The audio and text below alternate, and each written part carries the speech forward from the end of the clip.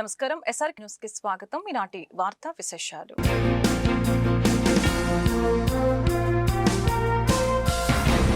గుంటూరు జిల్లా కాంగ్రెస్ పార్టీ కార్యాలయంలో గురువారం రౌండ్ టేబుల్ సమావేశం జరిగింది. బీజేపీ శ్రేణులు ఇటీవల కాంగ్రెస్ కార్యాలయంపై దాడి చేసిన నేపథ్యంలో రాజకీయ పార్టీలు, ప్రజా సంఘాలు ఈ సమావేశాన్ని నిర్వహించాయి.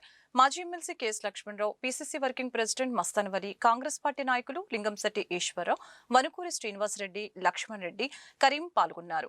ఏఏ సమ్మిట్ జరుగుతున్న సందర్భంగా ఢిల్లీలో యువజన కాంగ్రెస్ పార్టీ చేపట్టిన ఆందోళనలో ఎలాంటి తప్పు లేదని అన్నారు. మోడీ సర్కార్ వైఫల్యాలను ప్రశ్నిస్తుందనే ఇలాంటి దాడులకు తెగపడుతున్నారని ధ్వజమెత్తారు.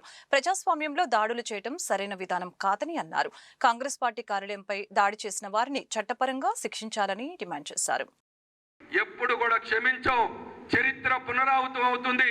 కాంగ్రెస్ పార్టీ ఆ విధంగా ఆలోచించి ఉన్నట్లయితే ఈ భూమి మీద గజ స్థలం పుట్టిండేది కాదు. ఈ మతోన్మాదులకి మేము డెమోక్రటీని నమ్మాం కాబట్టి, రాజ్యాంగం మీద నమ్మకం ఉంది కాబట్టి మీరు ఈ రోజున మతం పేరు మీద ఈ భూమి మీద మీ యొక్క వికృత చేష్టలు చేస్తా ఉన్నారు. దీని పరిణామాలు మరలా పునరావృతం కాకుండా ఉండే విధంగా మీ సహాయ సహకారాలు కావాలని చెప్పి కోరుకుంటూ సెలవు తీసుకుంటా ఉన్నా. భారతీయ జనతా పార్టీ కూడా ప్రతిపక్షంగా ఉన్నప్పుడు వందల నిరసనలు తెలియజేసింది. మనందరికీ తెలుసు, మనం కూడా తెలియజేసి. ఇప్పుడు కాంగ్రెస్ పార్టీకి నిరసన తెలియజేసే హక్కు ఉందా లేదా, ఇది ముందు కేంద్రంలో అధికారంలో ఉన్న పార్టీ తేల్చాలి.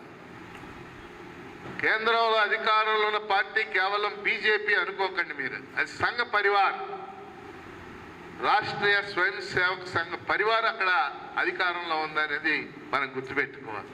బట్ నేను మొట్టమొదటి పాయింట్ నేను చెప్పదలుచుకుంది, దేశవ్యాప్తంగా కాంగ్రెస్ పార్టీ కార్యాలయాల మీద, అలాగే మన గుంటూరులో ఈ కాంగ్రెస్ పార్టీ కార్యాలయం మీద జరిగిన దాడిని మేమందరం కూడా ఖండిస్తున్నాం. ప్రజాస్వామ్యవాది అనేవాళ్ళు ఎవరైనా సరే దాన్ని ఖండించాలని చెప్పేసి నేను ముందు కోరుతాము. 195 దేశాల్లో మనం 140వ దేశంగా ఉన్నాం. ప్రపంచంలో ఉన్న అతిపేదలు ఎక్కువ మంది ఏ దేశంలో ఉన్నారంటే ఇండియాలో ఉన్నాం. ప్రపంచంలో ఉన్న నిరుద్యోగులు అత్యధిక మంది ఎక్కడున్నారంటే ఇండియాలో ఉన్నాం.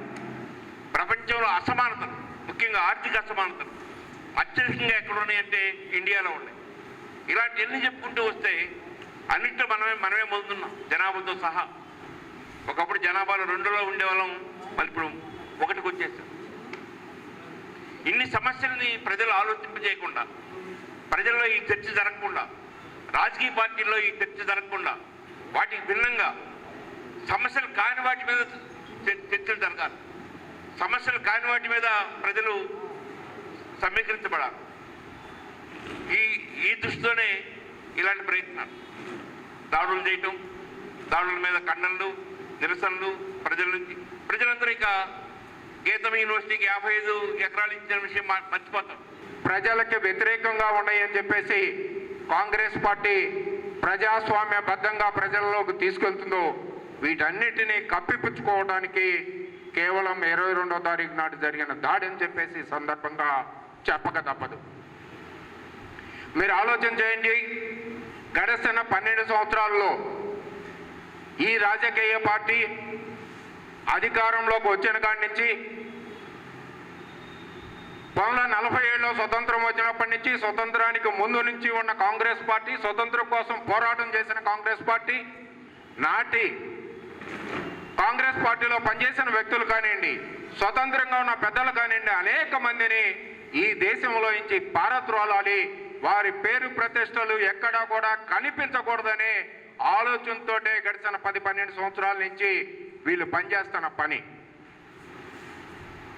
నాటి మహాత్మా గాంధీ గారి నుంచి జవహర్లాల్ నెహ్రూ కానీ, ఇందిరాగాంధీ గారు కానీ వీళ్ళు చేసిన కార్యక్రమాలు ఏమైతే ఉన్నాయో, ఈ 70-80 సంవత్సరాల్లో నాడు కట్టిన ప్రాజెక్టులు కానివ్వండి, ఆనాడు తీసుకొచ్చిన ఐఐటీలు కానివ్వండి, ఆనాడు తీసుకొచ్చిన ఎయిమ్స్ కాలేజెస్ కానివ్వండి, అనేక సంస్థలు, విద్యా సమస్యలు కానివ్వండి, వైద్య ఆరోగ్య సమస్యలు కానివ్వండి, ఈ దేశంలో లేకపోతే వీళ్ళు ఈరోజు భూమి మీద ఉండే పరిస్థితి ఉండేదా అని ఒక్కసారి ఆలోచన చేసుకోమని చెప్తున్నాం.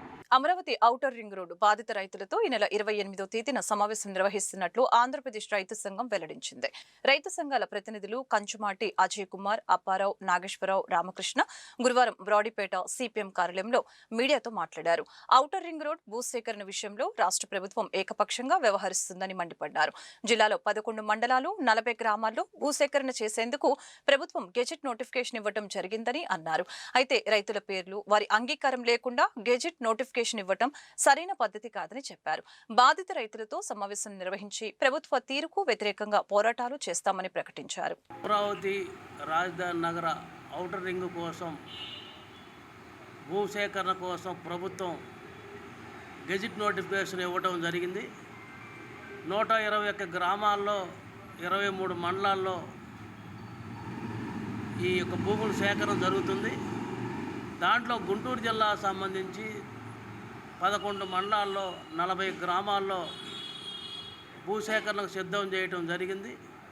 ఈ సందర్భంగా భూసేకరణ సంబంధించి ఏదైతే ఈ ఔటర్ రింగ్ రోడ్డు కింద భూములు తీసుకుంటున్నారో దాని మీద ఎక్కడా రైతుల పేర్లు మెన్షన్ చేయకుండా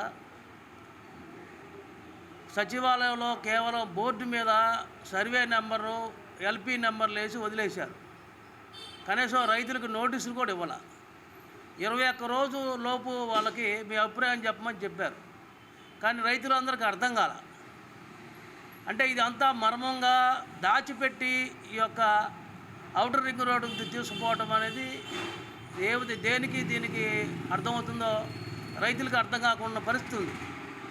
అందుకని రైతు సంఘంగా, కౌలు రైతు సంఘం, వ్యవసాయ కార్మిక సంఘాల 3 సంఘాలుగా మేము ఈ నెల 28వ తేదీన మధ్యాహ్నం 2 గంటలకు బీఆర్ఎస్ స్టేడియం పక్కన కల్లా సిఐటి కార్యాలయంలో ఈ యొక్క అమరావతి కింద ఈ ఔటర్ రింగ్ రోడ్ కింద పోతున్న భూములు కోల్పోతున్న రైతుల సదస్సు జరగబోతున్నది. అందువల్ల ఈ ఏదైతే ఈ 11 మండలాలకు సంబంధించిన రైతులందరూ హాజరు కావాలని చెప్పేసి తెలియజేస్తున్నాం. అంటే ఈ విధంగా భూసేకరణ తీసుకునేటప్పుడు రైతులను కంగారుగా హడావుడిగా చేయాల్సిన అవసరం ఏంటి? దానికి గ్రామ సభ జరపాలా, వాళ్ళ అభిప్రాయం తీసుకోవాలా. ఇదేం లేకుండా భయభ్రాంతులకు గురి చేసే విధంగా మీరు ఇవ్వకపోయినా మేము లాక్కుంటామనే పద్ధతిలో ఇవాళ ప్రభుత్వం వ్యవహరిస్తుంది. బలవంత భూసేకరణకి మేము ప్రజా సంఘాలుగా వ్యతిరేకిస్తున్నాం. అందుకని ఇప్పటికైనా పద్ధతి ప్రకారం రైతులకు నోటీసులు ఇచ్చి అదేవిధంగా రైతుల పేర్లు మెన్షన్ చేసి గ్రామ సభలు జరిపి దీనికి సిద్ధం కావాలని చెప్పి కోరుతున్నాం. సర్వే నెంబర్లు తప్ప రైతు ఏ రైతు ఎంత తీసుకుంటున్నారు వివరాలు ఏవి కూడా దానిలో ప్రకటించలేదు. అలాగే రైతుల్ని భయభ్రాంతులు చేసే విధంగా ఆ గెజిట్ నోటిఫికేషన్ కూడా ఉంది. మొదట 70 మీటర్లు అన్నారు, ఆ తర్వాత 140 మీటర్లు అన్నారు, ఇప్పుడు 250 మీటర్లు అని చెప్పేసి అని చెప్తున్నటువంటి పరిస్థితి ఉంది. అందుకనే మేము రైతు సంఘంగా, కౌలు రైతు సంఘంగా, వ్యవసాయ కార్మిక సంఘంగా ప్రభుత్వాన్ని డిమాండ్ చేస్తూ ఉన్నాం. ఔటర్ రింగ్ రోడ్డు కోసం ఎంత భూమి అయితే అవసరమో అంత మాత్రమే తీసుకోవాలి, అంతకు మించి తీసుకోకూడదు అని చెప్పేసి మేము కోరుతూ ఉన్నాం. అలాగే ఈ భూముల్లో చెరువు పూర్వంగా భూములు ఉన్నాయి, అలాగే దేవాదాయ భూములు ఉన్నాయి, ప్రభుత్వ పూర్వంగా భూములు ఉన్నాయి, సాగు చేస్తున్నటువంటి పేద రైతులు ఉన్నారు. వీళ్ళకి సంబంధించి కూడా ప్రభుత్వం 2013 భూసేకరణ చట్ట ప్రకారం వాళ్ళకు నష్టపరిహారం చెల్లించాల్సిన అవసరం ఉంది. అలాగే దాని మీద ఆధారపడినటువంటి వ్యవసాయ కార్మికులు ఉన్నారు, వాళ్ళందరికీ కూడా ఆ నష్టపరిహారం ఇవ్వాలా. వ్యవసాయ కార్మికులకి, చేతిదారులు ఎవరైతే భూమి మీద ఆధారపడి నివసిస్తూ ఉన్నారో వారందరికీ కూడా నష్టపరిహారం ఇవ్వాలని చెప్పేసి దీనికి రేపు 28వ తేదీన ఫిబ్రవరి 28వ తేదీన జరిగినటువంటి సదస్సుకి రైతులు, అలాగే కౌలు రైతులు, వ్యవసాయ కార్మికులు పాల్గొని జయప్రదం చేయవలసిందిగా కోరుతాం. ఈ ఔటర్ రింగ్ రోడ్డు కోసం ప్రభుత్వం ప్రకటించిన ఈ నోటిఫికేషన్లో కౌలు రైతుల్ని గందరగోళం పరిస్థితిలో ఉంది. వాళ్ళకి ఎకరాలు ఇన్నని లేకుండా హెక్టార్లో పాయింట్లు పెట్టి 5-6 అంకెలు వేసి ఎంత పోతుందో తెలియకుండా, ఏ విధంగా వస్తుందో తెలియకుండా గందరగోళ పరిస్థితుల్లో ఉన్నారు. ఒకళ్ళు 70 అంటున్నారు, 140 అన్నారు, 250, కొన్ని గ్రామాల్లో 500 మీటర్ల ఎడల్పు తీసుకోవాలని అంటున్నారు. అసలు ఈ కొన్ని ఎకరాలు తీసుకొని ఏ ప్రాతిపదికన వీళ్ళని తీసుకున్నానికి అధికారం ఉంది. దీన్ని అన్నీ క్షుణ్ణంగా చర్చించాలని కౌలు రైతులని వ్యవసాయ కార్మికులు అందరూ రమ్మన్నాం. రేపు 28వ తారీఖున భారీ ఎత్తున దీనికి కార్యాచరణ కూడా రూపొందించి తీసుకోవాలని మేము కోరుతున్నాం. మాజీ మంత్రి అంబటి రాంబాబు ఇంటిపై దాడి విషయంలో న్యాయపరంగా పోరాటం చేయనున్నట్లు మాజీ అదనపు అడ్వకేట్ జనరల్ పొన్నవోలు సుధాకర్ రెడ్డి ప్రకటించారు. సిద్ధార్థనగర్ లో అంబటితో కలిసి పొన్నవోలు మాట్లాడారు. అంబటి ఇంటిపై దాడి సమయంలో ప్రేక్షక పాత్ర పోషించిన పోలీసులపైన కూడా తగిన విధంగా చర్యలు తీసుకుంటామని చెప్పారు. చట్టం ముందు దోషులుగా పోలీసులు నిలుచుకునే రోజులు దగ్గరలోనే ఉందని స్పష్టం చేశారు. అదేవిధంగా దాడి చేయడానికి ముందు కేంద్ర మంత్రి పెమ్మసాని చంద్రశేఖర్ చేసిన వ్యాఖ్యలు కూడా పరిగణలోకి తీసుకోవడం జరుగుతుందని చెప్పారు. దాడిని ప్రోత్సహించిన ఎమ్మెల్యే గల్లా మాధవి కూడా దోషి కాబోతున్నారని వారు వెల్లడించారు. వైఎస్ఆర్ కాంగ్రెస్ పార్టీకి సంబంధించినటువంటి లీగల్ టీం అంటే వైఎస్ఆర్ కాంగ్రెస్ పార్టీ లీగల్ సెల్కి సంబంధించినటువంటి మిత్రులు ప్రత్యేకంగా గుంటూరు నా నివాసానికి రావడం జరిగింది. దీనిలో ప్రధాన ఉద్దేశం ఏంటంటే మీ అందరికీ తెలుసు జరిగిన పరిణామాలు. ఈ పరిణామాల మీద భవిష్యత్తులో ఏ విధంగా ప్రొసీడ్ కావాలి లీగల్గా 2-3 పాయింట్స్ మేమంతా డిస్కస్ చేసాం. పోలీస్ ఫెయిల్యూర్ కానీ లేదా నన్ను హింసించే ప్రయత్నాలు చేయటం కానీ వీటన్నిటి మీద లీగల్ యాక్షన్కి ఇక్కడ పోలీస్ ఫెయిల్ అయిపోయినా రాజ్యాంగం ప్రకారం హయ్యర్ కోర్ట్స్కి వెళ్ళి దీన్ని ఎస్టాబ్లిష్ చేసి వారికి శిక్షలు పడే విధంగా చేయాలనేటువంటి ఒక ఉద్దేశంతో సుదీర్ఘంగా మా లీగల్ టీం మొత్తం డిస్కస్ చేయడం జరిగింది. దాని మీద ఫర్దర్గా రేపు నుంచి మేము లీగల్గా ప్రొసీడ్ కాబోతున్నాం. ఆ విషయాలను మరి మా సుధాకర్ రెడ్డి గారు నాకు జనరల్ సెక్రటరీ కన్నా ఇంతకుముందు లీగల్గా ఆయన అన్ని కేసులు నా 3 కేసులు కూడా ఆయనే ఇక్కడ చూశారు, ఆయనే ఆర్గ్యూ చేశారు చాలా బ్యూటిఫుల్గా. నేను ఒక మాట అయితే చాలా సంతోషంగా చెప్పగలుగుతాను, YSR Congress party legal team చాలా స్ట్రాంగ్గా ఉంది. సరే ఒకసారి బెయిల్ వస్తే ఒకసారి bail, that is the different cases. నేను 18 రోజుల్లో బయటకు వచ్చా. నేను 18 మాసాలు ఉండడానికి కూడా సిద్ధపడి వెళ్ళా. అయినా 18 రోజుల్లో బయటకు తీసుకొచ్చే కార్యక్రమం చేశారు. వారిని భవిష్యత్తులో కూడా ఈ సంఘటన మీద అనేకమైనటువంటి పిటిషన్స్ కేసులు వేసి చట్ట ప్రకారంగా పోలీసుల మీద మా మీద దాడి చేసిన వారి మీద అందరి మీద యాక్షన్ తీసుకునే విధంగా పోరాటానికి సిద్ధమవుతున్నామని ఈ సందర్భంగా తెలియపరుస్తున్నాను. తర్వాత మిత్రులు మాట్లాడుతున్నారు.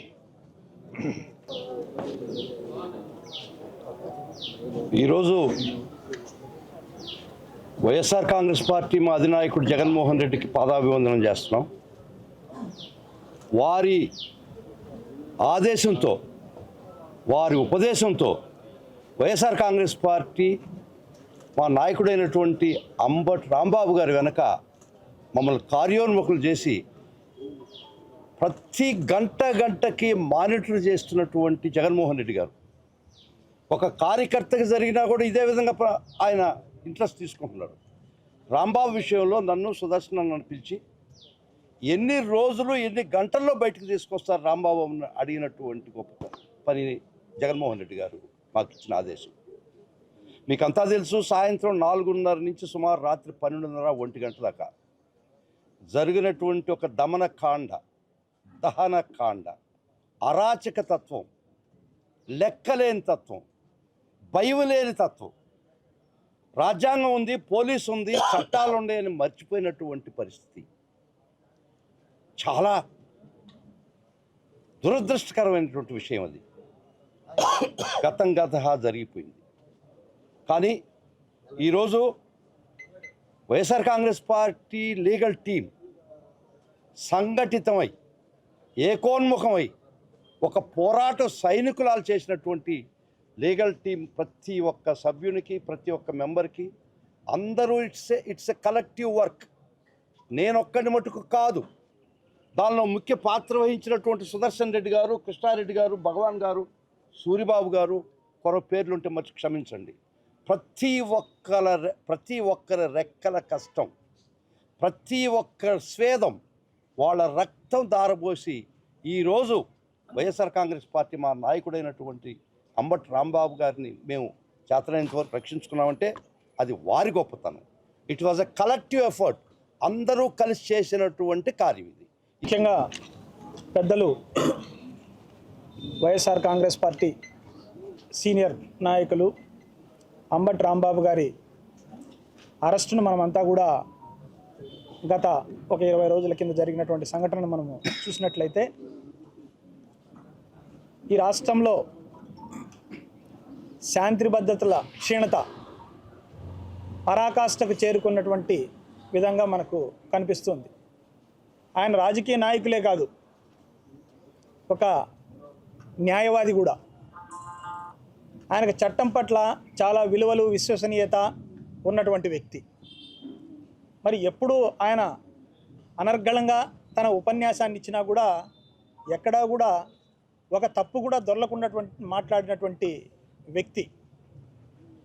ఒకవేళ ఆయన మాట్లాడే మాటల్లో వ్యంగ్యం ఉంటుందేమో కానీ ఎక్కడా కూడా అశ్లీలత, ఇతరులను కించపరిచే విధంగా ఆయన యొక్క భాష ఉండనటువంటి వ్యక్తి.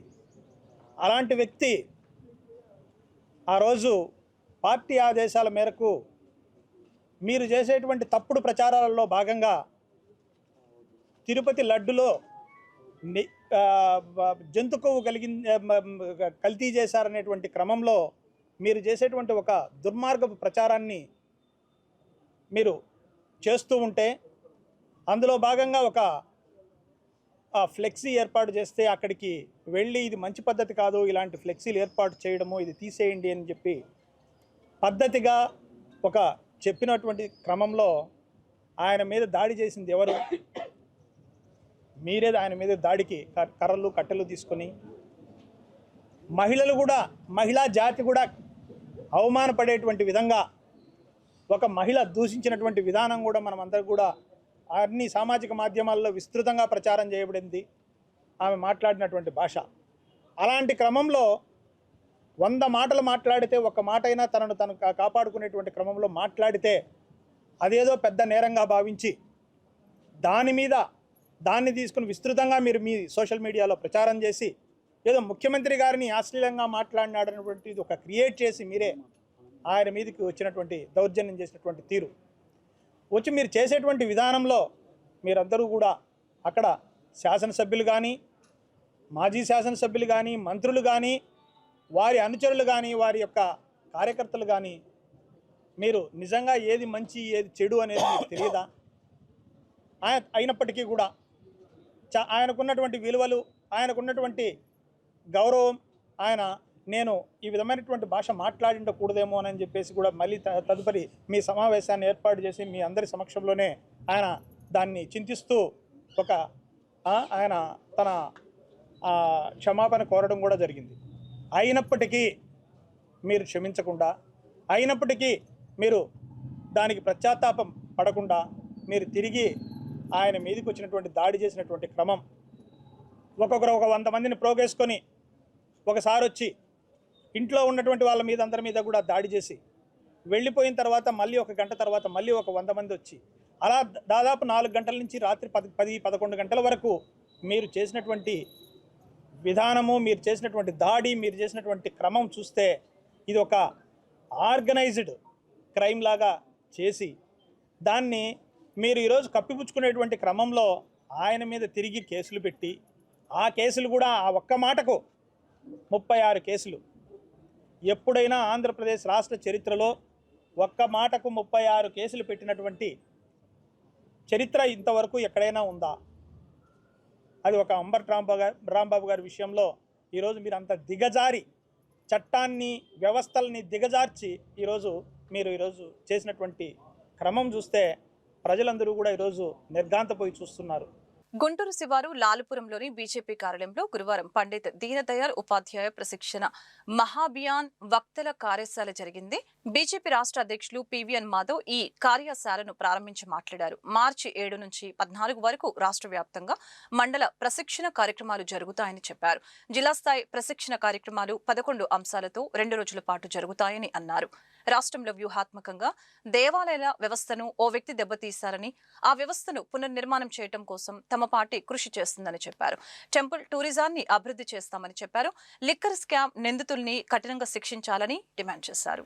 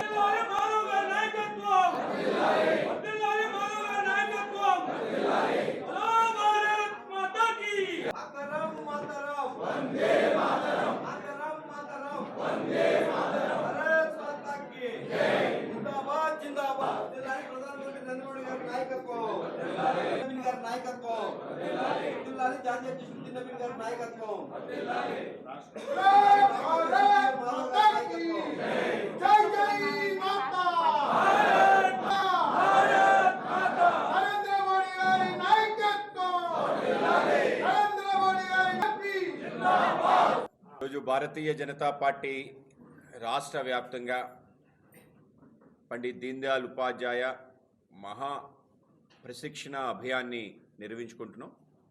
రాష్ట్ర వ్యాప్తంగా రేపు మార్చ్ 7వ తారీఖు నుంచి ఏప్రిల్ 14వ తారీఖు వరకు మండల ప్రశిక్షణ కార్యక్రమాలు జరగబోతున్నాయి. దాని తర్వాత జిల్లా ప్రశిక్షణ కార్యక్రమాలు జరుగుతాయి. దాని తర్వాత రాష్ట్ర ప్రశిక్షణ కార్యక్రమం జరుగుతుంది. ఆ విధంగా 3 అంచెల్లో రాష్ట్ర వ్యాప్తంగా ఏదైతే అతి ముఖ్యమైన అంశం ఉందో, రాజకీయాల్లో సిద్ధాంత రహిత కాకుండా సిద్ధాంత హిత రాజకీయాలు జరగాలని, ఆ విధంగా సిద్ధాంత ఆలోచన, అలాగే మన పని విధానం ఏ విధంగా ఉండాలి, కార్యకర్తల యొక్క నిర్మాణం ఏ విధంగా ఉండాలి, కార్యకర్తలు ఏ పద్ధతిలో పనిచేయాలి, కార్య పద్ధతి అంటారు. ఆ విధంగా దాంతోపాటు వాళ్లలో నాయకత్వ పట్టిమ పెంచుకోవడానికి, అలాగే కేంద్ర రాష్ట్ర ప్రభుత్వాలు ఏ పథకాలైతే ప్రవేశపెట్టిందో ఆ పథకాల్లో ఏ విధంగా మనం పనిచేయాలి, ప్రజలకు ఏ విధంగా తెలియజేయాలి, దాంతోపాటు రాబో అనేక రకాల కార్యక్రమాల్లో మన భూమికి ఏ విధంగా ఉండాలి, రాష్ట్రంలో భారతీయ జనతా పార్టీ సర్వవ్యాపి సర్వస్పర్శి చేయడానికి మనం కావలసిన నేపథ్యం ఏమిటి, ఇలాంటి అనేక రకాల విషయాలు తెలియజేసే విధంగా ఈ యొక్క ప్రశిక్షణ కార్యక్రమాలు ఉంటాయి. సుమారు 7 కాలాంశాలతో మండల ప్రశిక్షణ కార్యక్రమం 24 గంటల పాటు జరుగుతుంది. అలాగే ఏదైతే జిల్లా స్థాయి ప్రశిక్షణ సుమారు 11 అంశాలతో అది 2 రోజుల పాటు ప్రశిక్షణ కార్యక్రమం జరుగుతుంది. అలాగే రాష్ట్ర ప్రశిక్షణ కార్యక్రమం 3 రోజుల పాటు సుమారు 17 కాలాంశాలతో జరుగుతుంది. ఆ విధంగా భారతీయ జనతా పార్టీకే ప్రత్యేకత. ఈ విధంగా క్రమం తప్పకుండా ఈ యొక్క ప్రశిక్షణ కార్యక్రమాలు చేయటం, ప్రతి 6 సంవత్సరాలకి దేశవ్యాప్తంగా ఈ యొక్క కార్యక్రమం చేయటం, ఎప్పటికప్పుడు నిత్య విద్యార్థిగా కార్యకర్త భావించి అనేక రకాల విషయాలు తెలుసుకోవటం, కేవలం రాజకీయ పరిజ్ఞానంతో పాటు సామాజిక పరిజ్ఞానం, అలాగే సేవా దృక్పథం కావాలి. ఆ విధమైన దృక్పథంతోనే రాజకీయాల్లో పనిచేయాలనే ఒక లక్ష్యంతో పెద్దలు డాక్టర్ శ్యామ్ ప్రసాద్ ముఖర్జీ, పండిత్ దీన్ దయాళ్ ఉపాధ్యాయ వాళ్ళ నేపథ్యంలో పార్టీ ఆ విధంగా ప్రారంభమే.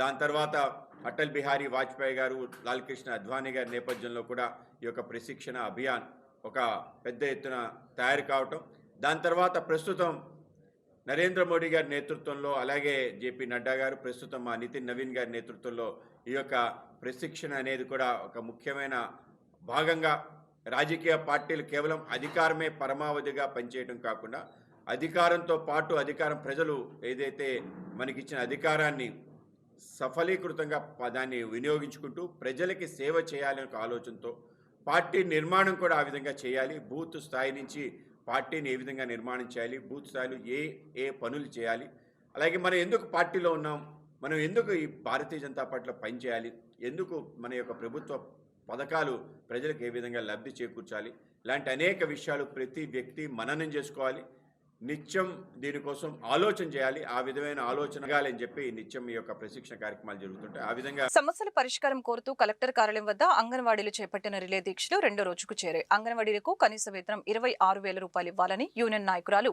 రమణమ్మ డిమాండ్ చేశారు. ICDS ఏర్పాటు చేసి 50 ఏళ్లు పూర్తయిన సందర్భంగా బడ్జెట్ను పెంచాలని కోరారు. మినీ సెంటర్లను మెయిన్ సెంటర్స్ గా మార్చి సౌకర్యాలు మెరుగుపరచాలని చెప్పారు. పెండింగ్ లో ఉన్న సూపర్వైజర్ పోస్టులను భర్తీ చేయాలని సూచించారు. అంగన్వాడీల సమస్యల్ని పరిష్కరించాలని, చేయని పక్షంలో అసెంబ్లీని, సీఎం కార్యాలయాన్ని ముట్టడిస్తామని హెచ్చరించారు.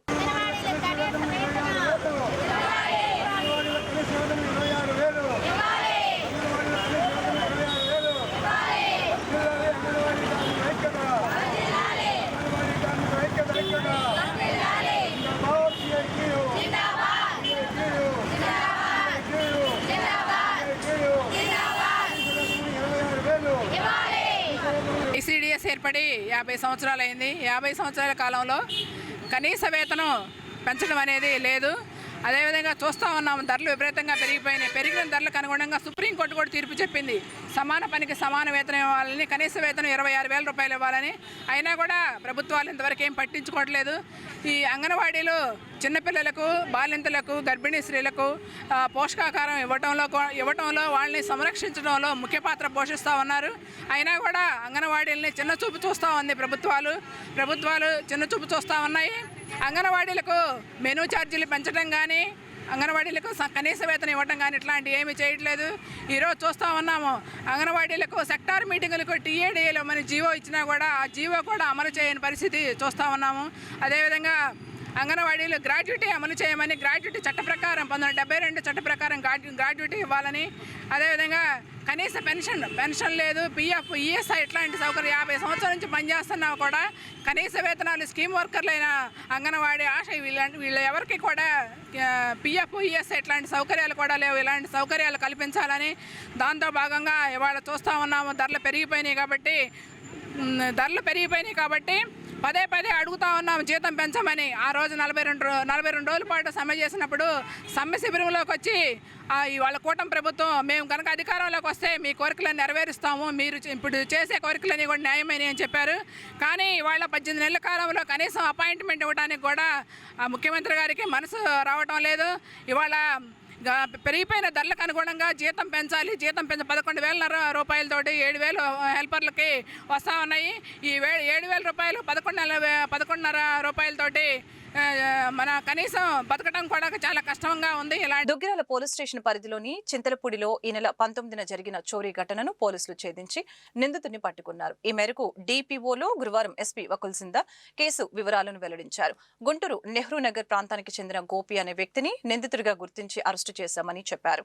నిందితుడి నుంచి 37,85,955 రూపాయల విలువైన బంగారు, వెండి ఆభరణాలను స్వాధీనం చేసుకున్నామని చెప్పారు.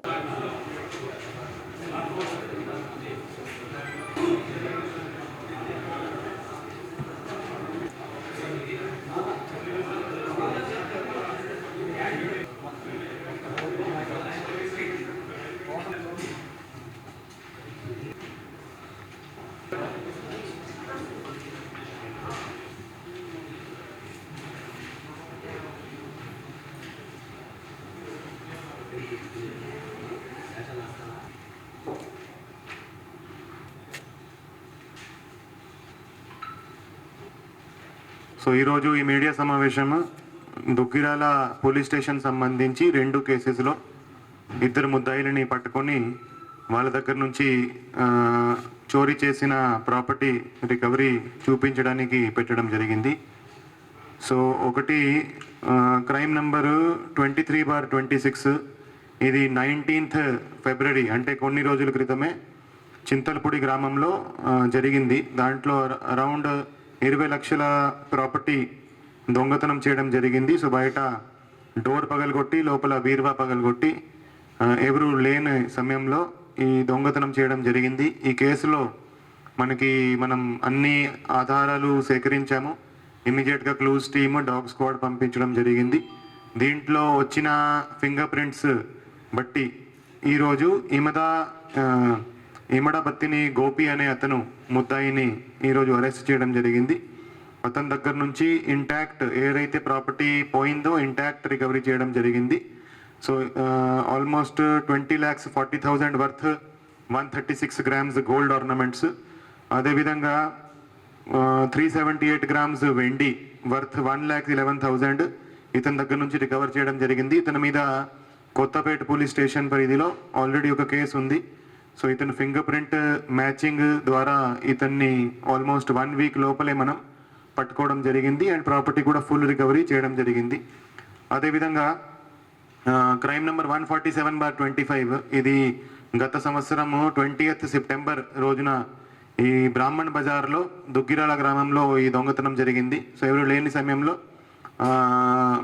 డోర్ పగలగొట్టి బీరువా పగలగొట్టి ఆల్మోస్ట్ దీంట్లో అరౌండ్ 71 గ్రామ్స్ గోల్డ్ దీంట్లో చోరీ చేయడం జరిగింది. సో దీంట్లో కూడా మనం సీసీటీవీ ఫుటేజ్ ఆధారంగా అదేవిధంగా టెక్నికల్ ఇన్వెస్టిగేషన్ ద్వారా చెప్పాడ కోటేశ్వరరావు అనే అతను తణుకుకి చెందిన అతను, వెస్ట్ గోదావరి డిస్ట్రిక్ట్ తణుకుకి చెందిన అతన్ని మనం ఈరోజు అరెస్ట్ చేయడం జరిగింది. ఇతని దగ్గర నుంచి ఆల్మోస్ట్ 101 గ్రామ్స్ గోల్డ్ అదేవిధంగా 1,000 క్యాష్ సీజ్ చేయడం జరిగింది. ఇతని మీద ఇంతకుముందు 40 దాకా చోరీ కేసులు ఉన్నాయి. అవన్నీ కేసులు ఉయ్యూరు, కైకలూరు, హనుమాన్ జంక్షన్, గుడ్లవల్లేరు, ధవళేశ్వరము ఇవన్నీ పోలీస్ స్టేషన్లో ఉన్నాయి.